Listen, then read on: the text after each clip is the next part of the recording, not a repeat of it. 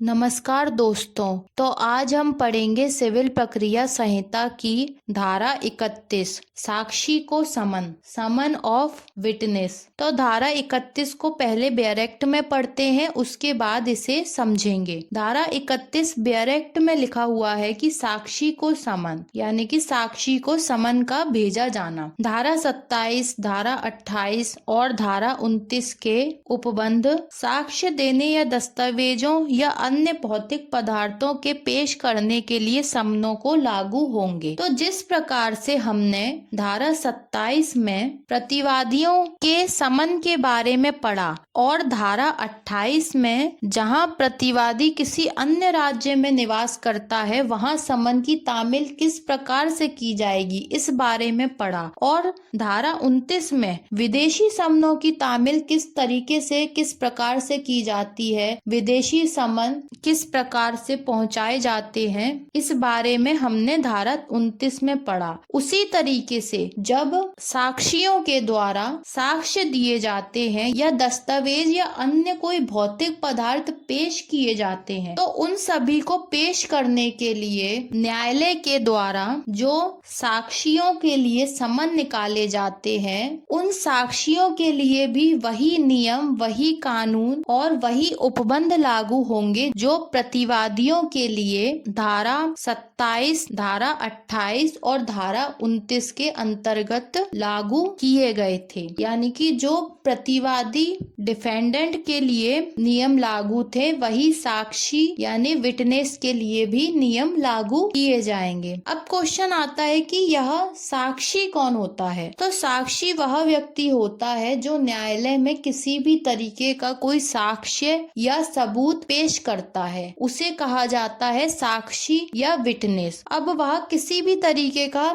सबूत न्यायालय में पेश कर सकता है, जैसे कि उसने कुछ देखा हुआ है तो वह बोलकर न्यायालय में वह बात साक्ष्य के रूप में दे सकता है, तो उसे कहा जाता है मौखिक साक्ष्य। इसी तरीके से यदि उसके पास कोई दस्तावेज है तो न्यायालय में दस्तावेज को पेश करके भी वह साक्ष्य दे सकता है, तो उसे कहा जाता है दस्तावेजी साक्ष्य। और कोई भौतिक पदार्थ भी यदि उसके पास है तो उस भौतिक पदार्थ को भी वह न्यायालय में पेश करके साक्ष्य के रूप में दे सकता है। तो इस तरीके से वह जब न्यायालय में इन सभी चीजों को पेश करता है तो उसके लिए उस साक्षी के खिलाफ न्यायालय समन जारी करता है, तब जाकर वह साक्षी न्यायालय में उन दस्तावेजों को पेश करता है। कुछ साक्षी तो ऐसे होते हैं जो न्यायालय के एक आदेश पर ही साक्ष्यों को पेश कर देते हैं, लेकिन कुछ साक्षी ऐसे होते हैं जो न्यायालय के बार बार बोले जाने पर भी साक्ष्यों को न्यायालय में पेश नहीं करते, तब जाकर न्यायालय उनके खिलाफ समन जारी करता है और साक्ष्यों को न्यायालय में पेश करने के लिए उन्हें बुलाता है। तो यह थी सिविल प्रक्रिया संहिता की धारा 31। अब धारा 31 के साथ ही हम पढ़ेंगे सिविल प्रक्रिया संहिता का आदेश 16 नियम 1, जो साक्षियों के समन के बारे में ही आगे की और कार्यवाही और प्रक्रिया के बारे में हमें बताता है। तो इस प्रकार धारा 31 और आदेश 16 को साथ साथ पढ़ा जाता है। और अगर आपको पर्टिकुलर कोई नियम पढ़ना है तो नियम 1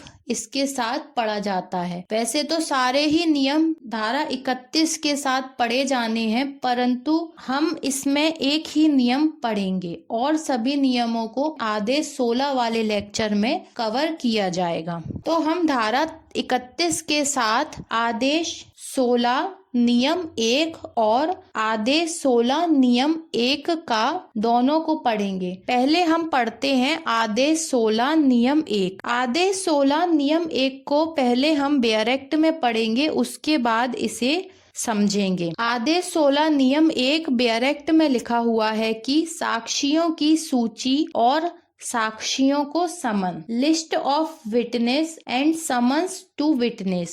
आदेश 16 नियम 1 उपनियम 1, ऐसी तारीख को या इसके पूर्व जो न्यायालय नियत करे और जो विवादकों का निपटारा कर दिए जाने से 15 दिन पश्चात का न हो। पक्षकार न्यायालय में ऐसे साक्षियों की सूची पेश करेंगे जिन्हें वे या तो साक्ष्य देने के लिए या दस्तावेजों को पेश करने के लिए बुलाने की प्रस्तावना करते हैं और न्यायालय में ऐसे व्यक्तियों की हाजिरी के लिए उनके नाम समन अभिप्राप्त करेंगे। तो आदेश 16 नियम 1 का टाइटल कहता है कि साक्षियों की सूची और साक्षियों को समन। इसका मतलब यह हुआ कि साक्षियों की सूची बनाई जाएगी। न्यायालय के द्वारा उन साक्षियों की सूची बनाई जाएगी। सूची होती है लिस्ट बनाना। तो उन साक्षियों की लिस्ट बनाई जाएगी जिन्हें न्यायालय साक्ष्य देने के लिए समन भेजकर बुलवाना चाहता है। तो आदेश 16 नियम 1 का उपनियम 1 कहता है ऐसी तारीख को या इसके पूर्व जो न्यायालय नियत करे। तो ऐसी तारीख को, ऐसी कोई तारीख या ऐसी कोई डेट को या इसके पूर्व यानी इससे पहले जो न्यायालय नियत करे, जो भी न्यायालय बताता है, नियत करता है या डिसाइड करता है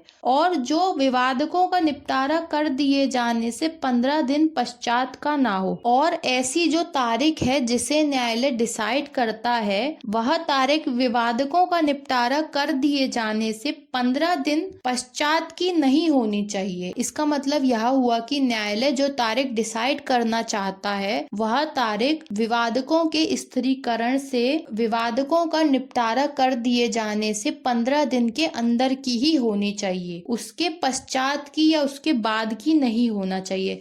यानी जब विवादकों का निपटारा कर दिया गया उसके 15 दिन के अंदर अंदर ही न्यायालय एक तारीख डिसाइड कर देगा। पक्षकार न्यायालय में ऐसे साक्षियों की सूची पेश करेंगे। तो न्यायालय किस बारे में तारीख डिसाइड कर रहा है? न्यायालय इस बारे में तारीख डिसाइड कर रहा है कि जो मामले के पक्षकार हैं वह न्यायालय में ऐसे साक्षियों की सूची पेश करेंगे जिन्हें वे या तो साक्ष्य देने के लिए या दस्तावेजों को पेश करने के लिए बुलाने की प्रस्तावना करते हैं। तो न्यायालय के सामने जो पक्षकार इस बात की प्रस्तावना करते हैं, इस बात को न्यायालय के सामने रखते हैं कि वह कुछ व्यक्तियों को साक्षी के रूप में साक्ष्य देने के लिए न्यायालय में पेश करना चाहते हैं। तो इसके लिए न्यायालय उन्हें एक तारीख डिसाइड करके दे देगा। उस तारीख को उन साक्षियों का यह कर्तव्य होगा कि वह उस तारीख को न्यायालय के समक्ष वह सूची पेश करें जिन व्यक्तियों को वह साक्ष्य देने के लिए न्यायालय में बुलाना चाहते हैं और न्यायालय में ऐसे व्यक्तियों की हाजिरी के लिए उनके नाम समन अभिप्राप्त करेंगे। तो जिनको बुलाने के लिए वह प्रस्तावना करते हैं तो उनके लिए वह न्यायालय में हाजिरी के लिए उनके नाम समन अभिप्राप्त करेंगे यानी प्राप्त करेंगे। अब वह स्वयं भी उस व्यक्ति के घर तक समन को पहुंचा सकते हैं या न्यायालय के किसी अधिकारी के द्वारा भी समन उस व्यक्ति के घर पर पहुंचाया जा सकता है। आदेश 16 उपनियम 2 यदि कोई पक्षकार किसी व्यक्ति की हाजिरी के लिए कोई समन अभिप्राप्त करना चाहता है तो वह पक्षकार न्यायालय में आवेदन उसमें उस प्रयोजन का कथन करते हुए फाइल करेगा जिसके लिए साक्षी को समन किया जाना प्रस्तापित है। तो आदेश 16 का नियम 2 कहता है कि यदि कोई पक्षकार किसी व्यक्ति की हाजिरी के लिए, मतलब किसी व्यक्ति को न्यायालय में हाजिर करने के लिए, किसी व्यक्ति को न्यायालय में उपस्थित करने के लिए समन अभिप्राप्त करना चाहता है, वह न्यायालय से समन अभिप्राप्त करना चाहता है। तो यदि कोई पक्षकार किसी व्यक्ति को न्यायालय में उपस्थित करने के लिए न्यायालय से समन अभिप्राप्त करना चाहता है तो वह पक्षकार न्यायालय में आवेदन उसमें उस प्रयोजन का कथन करते हुए फाइल करेगा। तो जब भी किसी पक्षकार को यह लगता है कि उसे किसी व्यक्ति को न्यायालय में साक्ष्य देने के लिए हाजिर करना है तो वह इसके लिए सबसे पहले न्यायालय में एक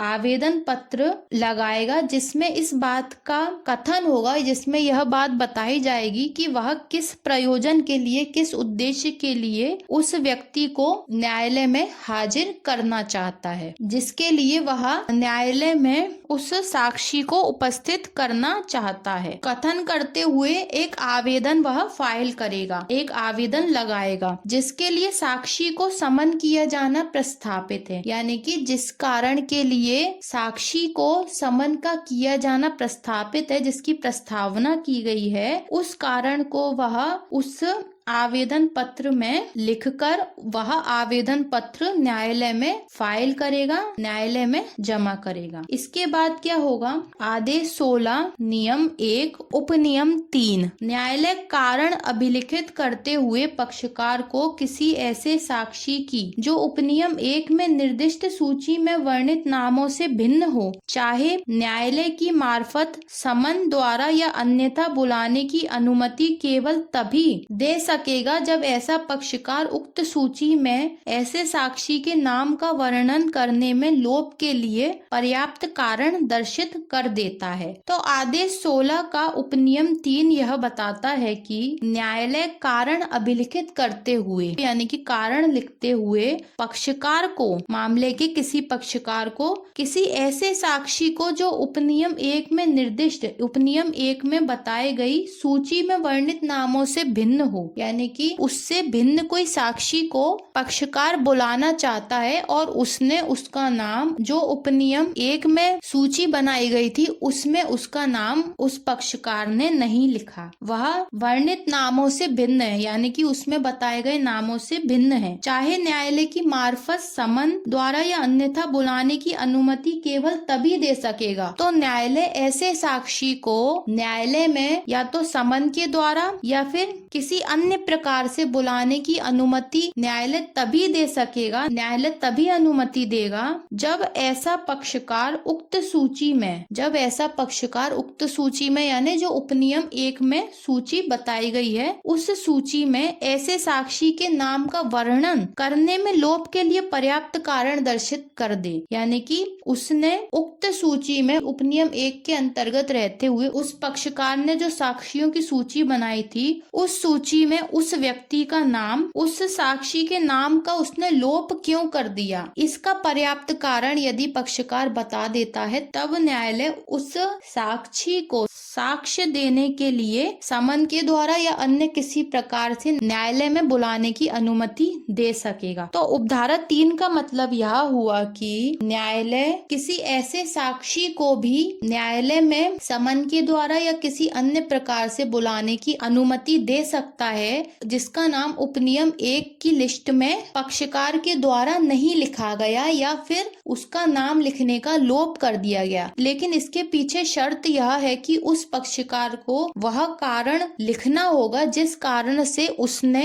उस व्यक्ति का या उस साक्षी का नाम शामिल करने में लोप किया है या जिस कारण से वह उसका नाम उस लिस्ट में शामिल नहीं कर पाया। तो यह बात उसे न्यायालय को बतानी होगी और न्यायालय को यदि उसका कारण पर्याप्त और उचित लगता है तब जाके न्यायालय उसे उस साक्षी को बुलाने की अनुमति दे सकता है। इसके बाद आता है आदेश 16 का उपनियम 4। उपनियम 4 कहता है उपनियम 2 के उपबंधों के अधीन रहते हुए इस नियम में निर्दिष्ट समन पक्षकारों द्वारा न्यायालय से या ऐसे अधिकारी से जो न्यायालय द्वारा इस निमित्त उपनियम 1 के अधीन साक्षियों की सूची प्रस्तुत करने के 5 दिन के भीतर न्यायालय द्वारा इस निमित्त नियुक्त किया जाए आवेदन करके अभिप्राप्त किए जा सकेंगे। तो उपनियम 4 हमें यह बताता है कि उपनियम 2 में जो उपबंध बताए गए हैं उन उपबंधों के अधीन रहते हुए यानी उसके अंतर्गत रहते हुए इस नियम में निर्दिष्ट समन पक्षकारों द्वारा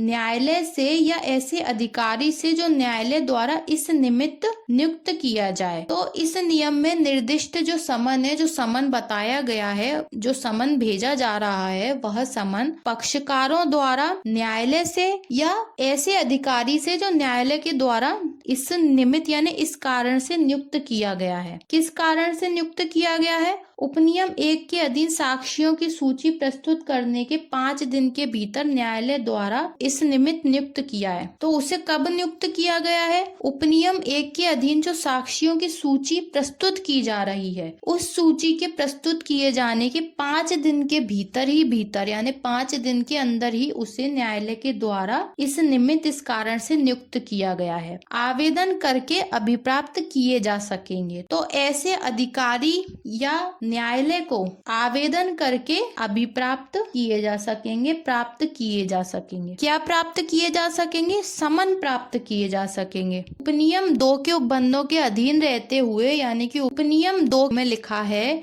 कि यदि कोई पक्षकार किसी व्यक्ति को न्यायालय में हाजिर करना चाहता है, तो इसके लिए वो जो समन अभिप्राप्त करना चाहता है, तो उस पक्षकार को समन अभिप्राप्त करने के लिए न्यायालय में आवेदन लगाना पड़ेगा और उसमें उस प्रयोजन, उस उद्देश्य को भी लिखना होगा जिस कारण से वह उस व्यक्ति को समन के द्वारा न्यायालय में बुलाना चाहता है। तो उपनियम 2 के उपबंध यह कहते हैं कि न्यायालय में आवेदन लगाया जाए। और फिर उसके बाद लिखा है कि इस नियम में निर्दिष्ट समन पक्षकारों द्वारा न्यायालय को या ऐसे अधिकारी से जो न्यायालय द्वारा इस निमित्त उपनियम 1 के अधीन साक्षियों की सूची प्रस्तुत करने से 5 दिन के भीतर न्यायालय द्वारा इस निमित्त नियुक्त किए जाएं, आवेदन करके अभिप्राप्त किए जा सकेंगे। तो समन या तो न्यायालय से प्राप्त किए जा सकते हैं या फिर समन देने के लिए न्यायालय ने जो अधिकारी नियुक्त किया है उससे समन प्राप्त किए जा सकते हैं। समन प्राप्त हो जाने के बाद वह पक्षकार या तो स्वयं उन समन्स को उस साक्षी पर तामील करा सकता है, यानी कि उन समन्स को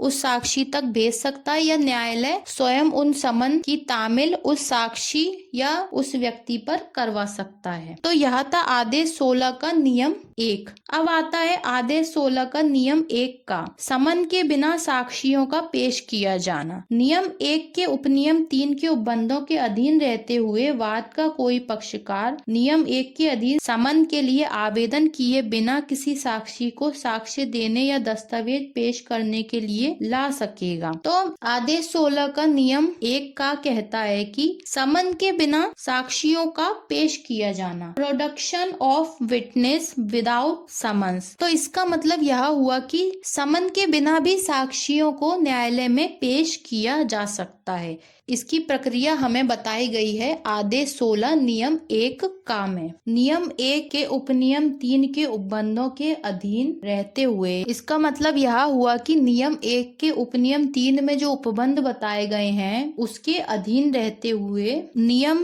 1 के उपनियम 3 में बताया गया है कि यदि कोई पक्षकार किसी साक्षी को उपनियम 1 में बताई गई लिस्ट में शामिल नहीं कर पाता है और वह उस साक्षी को न्यायालय में बुलाना चाहता है, तो न्यायालय उस साक्षी को बुलाने की अनुमति तभी देगा जब वह पक्षकार न्यायालय को उस साक्षी को पहले ही लिस्ट में शामिल न करने का पर्याप्त कारण दे देता है। तो यह दिया है नियम 1 के उपनियम 3 में। तो इसके उपबंधों के अधीन रहते हुए वाद का कोई पक्षकार यानी केस का कोई पक्षकार नियम 1 के अधीन समन के लिए आवेदन किए बिना किसी साक्षी को साक्ष्य देने या दस्तावेज पेश करने के लिए ला सकेगा। इसका मतलब यह हुआ कि यदि केस के किसी पक्षकार को यह लगता है कि किसी व्यक्ति को न्यायालय में साक्ष्य देने के लिए बुलाना आवश्यक है या दस्तावेज पेश करने के लिए बुलाना आवश्यक है, तो वह आवेदन के बिना भी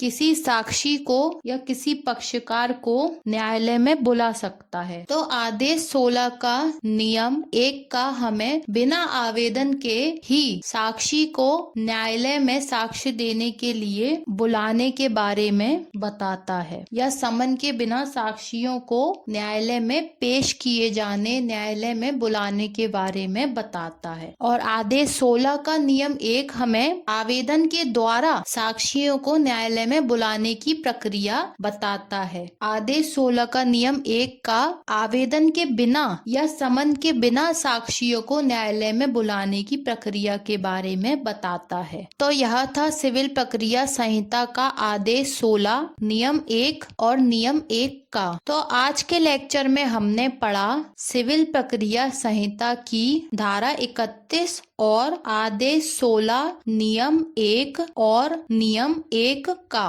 तो अब मिलते हैं अगले लेक्चर में। धन्यवाद।